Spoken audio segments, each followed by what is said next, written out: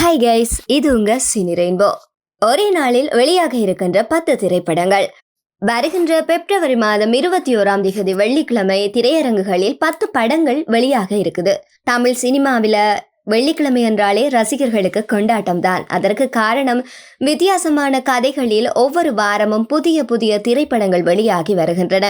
அவை வெள்ளிக்கிழமையை மையமாக வைத்தும் வெளியிடப்படுகின்றன. அதற்கு காரணம் அடுத்த 2 நாட்களும் விடுமுறை என்பதால் தான். அந்த வகையில் வருகின்ற 21 திரையரங்குகளில் வெளியாகி இருக்கின்ற படங்களாக நிலவுக்கு என் மேல் என்னடி கோபம், டிராகன், ராமம் ராகவம், வடவா, கெட்செட் பேபி, பிறந்தநாள் வாழ்த்து, ஈடாட்டம், officer and duty, Vishnupriya, Pallavaram, மனை எண் 666 இவ்வாறாக 10 திரைப்படங்கள் வருகின்ற வெள்ளிக்கிழமை வெளியாகிறதுக்கு காத்திருக்கு.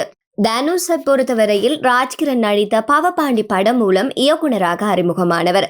இதனைத் தொடர்ந்து தனுஷ் கடைசியாக இயக்கி நடித்த ராஜன் படம் கடந்த மாதம் வெளியாகி நல்ல வரவேற்பையும் பெற்றது.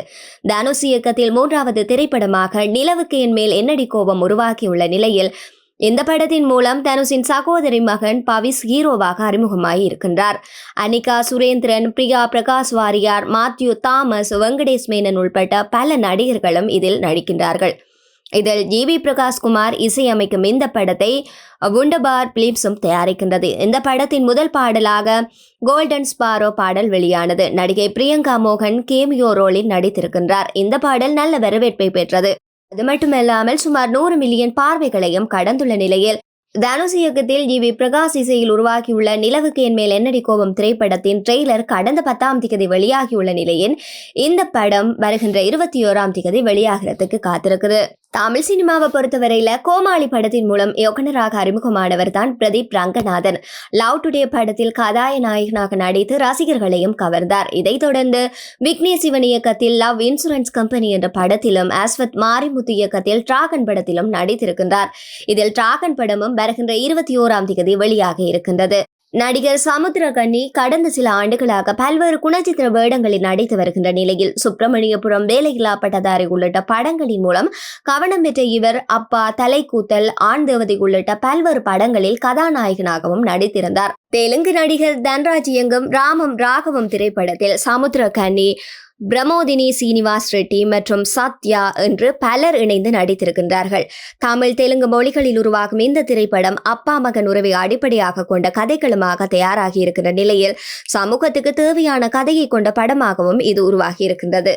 இந்த திரைப்படமும் வருகின்ற வெள்ளிக்கிழமை வெளியாக இருக்கின்றது. நடிகர் உன்னி முகுந்தன் மலையாள சினிமாவின் முன்னணி நடிகர்களாக ஒருவராக வலம் வருகின்றவர். இவர் பல வெற்றி படங்களில் நடித்துள்ள நிலையில் இவர் நடிப்பில் வெளியான மாளிகைப்புறம் திரைப்படமும் கேரள ரசிகர்களையும் தாண்டி தமிழ் ரசிகர்கள் மத்தியிலும் நல்ல வரவேற்பை பெற்றது.